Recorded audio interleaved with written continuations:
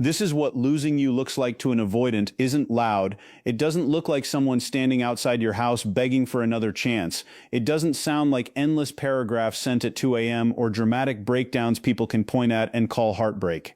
Most of the time, it looks like nothing at all, and that's what makes it so confusing. You leave thinking maybe they never cared as deeply as you did because the silence after you're gone feels almost unnatural. They continue posting, continue working, continue replying to people, continue functioning like the relationship never cracked open a permanent space inside them. But what most people never understand about avoidance is that their pain rarely arrives on time. It slips in quietly through side doors they forgot to lock, sometimes weeks later, sometimes months later. Sometimes in the middle of a completely normal day when something tiny reminds them of the one person who made them feel emotionally seen without demanding they become someone else. And if you've ever loved someone emotionally unavailable, you already know the hardest part wasn't always their distance. It was wondering if losing you would ever truly affect them at all. That question alone keeps people emotionally trapped for years. So in this video, we're going deep into the hidden psychology of what actually happens when an avoidant loses someone they genuinely loved, because the truth is far more complicated than most people realize. And if you've ever found yourself replaying old conversations, trying to decode cold behavior that once felt so warm, subscribe to the channel right now, because this space is for the people who feel everything deeply but are tired of pretending they don't. The strange thing about losing someone as an avoidant is that the realization rarely happens during the breakup itself. In fact, many avoidants enter the ending almost numb. Not because the relationship meant nothing, but because emotional shutdown became their survival skill long before they met you. When conflict rises, when vulnerability deepens, when emotional dependency begins forming, their nervous system quietly interprets closeness as danger. So while another person may panic at the thought of separation, avoidants often feel temporary relief at first. The pressure disappears, the expectations disappear, the emotional intensity finally quiets down. And for a brief moment, they convince themselves they wanted this freedom all along. But then something subtle starts happening. The emotional noise fades and reality begins settling in. Your absence stops feeling theoretical, the good morning texts stop arriving, the emotional reassurance they secretly relied on vanishes. The person who always reached out doesn't anymore. That's usually the first moment panic quietly enters the room. Not explosive panic, existential panic. The kind that sits silently in the chest while they stare at their phone, wondering why the world suddenly feels emotionally colder. Avoidants often don't realize how attached they were until the attachment is completely inaccessible. As long as they believe they can return whenever they want, their emotions stay suppressed beneath the illusion of control. But once they feel you emotionally detaching for real, something inside them destabilizes. Because deep down, avoidants are not avoiding love itself. They're avoiding the terrifying vulnerability that comes with needing someone emotionally. That's why many avoidants appear unaffected after losing you. Their entire emotional blueprint was built around self-containment. They learned early on that relying on people could lead to disappointment, shame, rejection, criticism, or emotional overwhelm. So instead of processing pain outwardly, they process it internally through distance, compartmentalization, and distraction. From the outside, it almost looks cold. Friends may even say things like, "They moved on so fast," or "They don't even seem hurt." But external composure is often the mask hiding internal suppression. Avoidants can carry enormous emotional weight while still showing up to work, laughing in conversations, or posting normal things online. That's because functionality became their coping mechanism. If they stay productive enough, busy enough, distracted enough, maybe the grief never fully catches them. But suppressed emotion doesn't disappear, it waits, and eventually it begins leaking through ordinary moments. Late at night becomes dangerous, quiet drives become dangerous, familiar songs become dangerous, suddenly your memory starts appearing in fragments they can't control. The coffee shop you used to go to together, the way you reacted to their sarcasm, the comfort of your presence during ordinary routines. And what hurts avoidance the most is often not dramatic memories, but safe memories. The moments where they accidentally let their guard down around you and felt accepted anyway. Because once you're gone, those moments become evidence of what they struggled to receive their entire lives: emotional safety without force. Then comes the delayed grief nobody warns them about. This is where losing you stops being intellectual and becomes physical. It enters their routines, their body, their nervous system. Avoidants often think they can outrun heartbreak by refusing to sit still long enough to feel it, so they throw themselves into distractions. Some become obsessed with work, some start talking to new people immediately. Some bury themselves in routines, entertainment, the gym, endless scrolling, anything that prevents emotional reflection. But distractions only work temporarily. Eventually, the emotional debt comes due, and when it does, it hits in strangely quiet ways. They start remembering conversations they brushed off before. They replay moments where you asked for reassurance and realize they answered with distance instead. They begin noticing how many times you tried to understand them while they were busy protecting themselves from being understood too deeply. And one of the hardest realizations for avoidance is recognizing that the person they felt safest running from may have actually been the person safest for them emotionally. That realization creates enormous internal conflict because avoidants crave connection while simultaneously fearing what connection requires from them. So now they sit trapped between two painful truths. The intimacy overwhelmed them, but the absence is slowly hollowing them out too. And this is where the silence you give them becomes more powerful than any chasing ever could. When you constantly pursue an avoidant, part of them unconsciously assumes the connection will always remain available. Even during conflict, they feel emotionally cornered but never truly abandoned. But when you finally stop reaching, stop explaining, stop trying to convince them to care, the emotional landscape changes completely. Your silence forces them to confront something they spent the entire relationship avoiding: permanence. Suddenly there's no emotional safety net beneath them anymore, no guaranteed access to your energy, no reassurance that you'll still be there after they withdraw again. And ironically, this is often the moment your value becomes clearest in their mind. Not because they're manipulative masterminds playing games, but because avoidants tend to recognize emotional importance through absence instead of presence. Presence overwhelms them.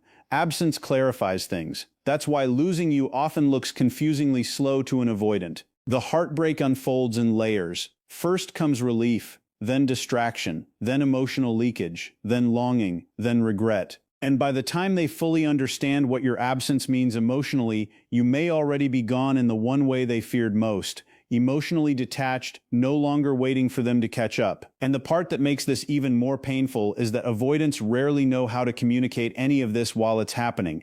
Their instinct is to disappear into themselves, to carry the weight privately, to act normal while emotionally unraveling in slow motion beneath the surface. That's why they often don't reach out right away, even when losing you is starting to affect them deeply. People assume silence means certainty, but for avoidants, silence is often confusion mixed with fear. They want connection, but vulnerability feels unsafe. They miss you, but admitting that means confronting emotions they spent years learning to suppress. Even sending a simple message can feel terrifying because now there's risk involved. What if you ignore them? What if you've changed? What if you no longer need them emotionally? Avoidants are deeply sensitive to rejection even if they pretend otherwise, and after a breakup, every possible interaction feels loaded with emotional exposure. So instead of saying what they feel directly, they hesitate, they overthink, they type messages and delete them. They check your social media without interacting. They tell themselves they'll reach out tomorrow when they feel more ready, but tomorrow becomes another week, then another month. Meanwhile, the emotional pressure inside them quietly grows because avoidance does not remove attachment, it only delays confrontation with it. So they try distracting themselves harder. And sometimes, from the outside, it genuinely looks like they've already moved on. They stay busy constantly because busyness creates emotional distance from grief. Some suddenly become hypersocial after the breakup.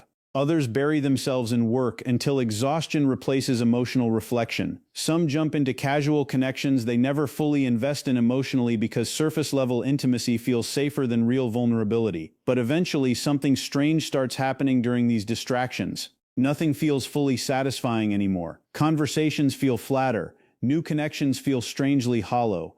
Even moments that are supposed to feel exciting carry this quiet emotional absence underneath them. Because once an avoidant has experienced a connection where someone truly saw beyond their walls, ordinary emotional distance no longer feels as comfortable as it used to. They may still crave independence, but now independence feels lonelier than before. That's the contradiction nobody talks about. Once avoidants experience genuine emotional safety with someone, they can never fully return to the version of themselves that believed detachment was enough. And this is often where your memory starts following them everywhere. Not obsessively in the dramatic way movies portray heartbreak, but subtly, constantly, almost like emotional background noise they cannot turn off. Your reactions, your warmth, the way you understood moods they never explained out loud.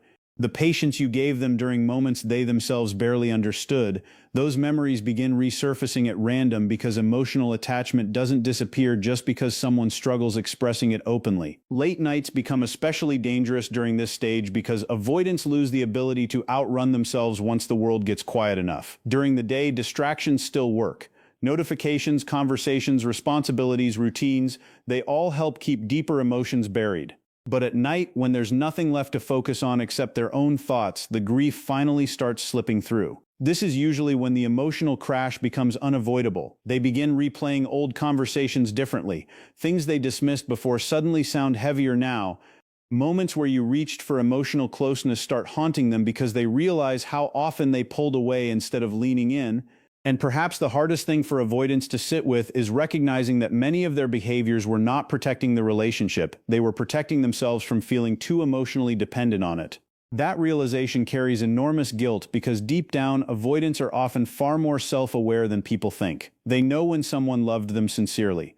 They know when someone tried repeatedly to understand them. But self-protection can become so automatic that they sabotage safety without even realizing it until it's gone. And now, in the silence of their own mind, they start confronting memories they can no longer emotionally outrun.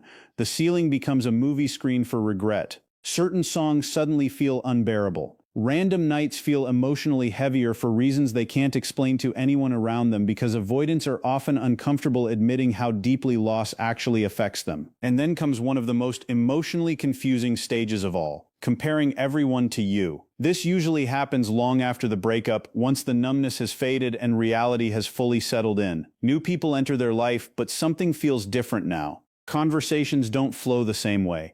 Emotional chemistry feels harder to recreate. Surface attraction exists, but emotional familiarity doesn't. Because the truth is, avoidants don't deeply attach to many people. They may connect with multiple people casually, but genuine emotional imprinting is much rarer for them than most realize. So when someone finally breaks through their defenses in a meaningful way, that connection lingers long after separation. And the painful irony is that avoidants often understand the value of emotional consistency only after they no longer have access to it. Suddenly they miss things they once overlooked completely: your emotional availability, the stability of your presence, the way you tried to reassure instead of punish, the comfort of being emotionally known without having to perform constantly. And this is where regret begins deepening into something more permanent because they start realizing not everyone made them feel the way you did.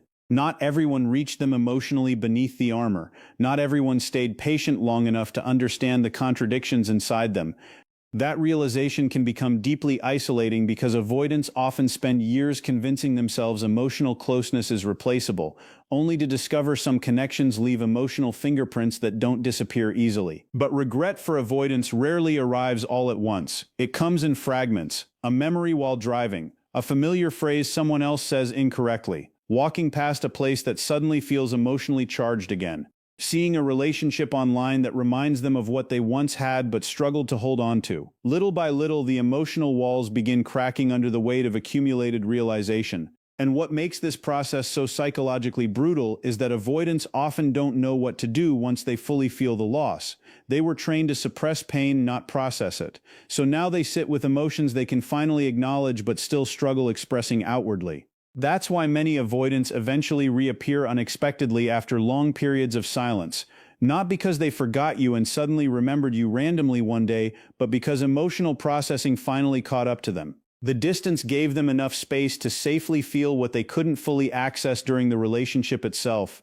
And by the time they finally understand the depth of what losing you meant emotionally, they often discover something frightening waiting for them on the other side of that realization. You may no longer be emotionally standing where they left you. Because one of the most painful things an avoidant can experience is realizing the person they assumed would always emotionally wait for them has finally detached. Not angrily, not dramatically, just quietly, calmly, completely. And when avoidants return after long silence, they often expect to find the same emotional doorway still open because deep down, part of them believed the connection existed outside normal rules of time. That's the strange psychology of avoidance. They distance themselves from intimacy, yet unconsciously depend on the emotional permanence of the people who love them. So when they finally gather the courage to reconnect and sense emotional coldness where warmth used to live, the reality hits differently. Suddenly they understand that missing someone and being emotionally ready for love are not the same thing, because many avoidants genuinely miss people they were never emotionally equipped to fully hold on to. They can crave your presence deeply while still struggling with the vulnerability required to maintain closeness consistently. And this is where so many people become confused after reconnection attempts. An avoidant may come back emotional, nostalgic, softer than before, but emotional longing alone does not automatically mean emotional growth occurred. Sometimes they return because loneliness finally became louder than fear. Sometimes because no one else reached them emotionally the same way. Sometimes because distance clarified your value. But if the internal patterns remain untouched, the same fears that caused the disconnection originally eventually resurface again. The fear of dependency, the fear of losing control emotionally, the fear of needing someone too much. And perhaps the saddest part is that avoidants often hate these patterns inside themselves while simultaneously feeling trapped by them. Because contrary to popular belief, avoidants are not emotionless people casually destroying relationships without consequence. Most of them are carrying invisible fears they barely understand themselves. Their biggest fear was never truly losing you, it was what loving you awakened inside them. Dependency feels dangerous to someone who learned early in life that emotional needs could become liabilities.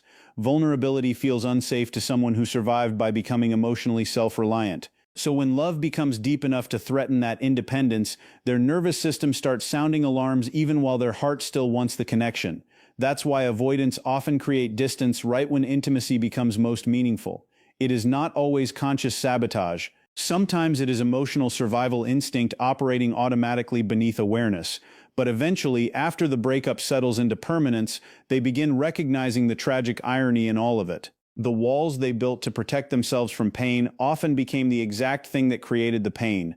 The distancing, the withdrawal, the inability to reassure consistently, the emotional inconsistency that slowly exhausted the person trying to love them. And when avoidants finally see that clearly, the guilt can become crushing because now they are no longer just grieving the loss of you, they are grieving the version of themselves that could not fully receive what they secretly wanted most. That grief often turns inward in ways other people never notice. Avoidants rarely collapse publicly. They quietly punish themselves in isolation instead.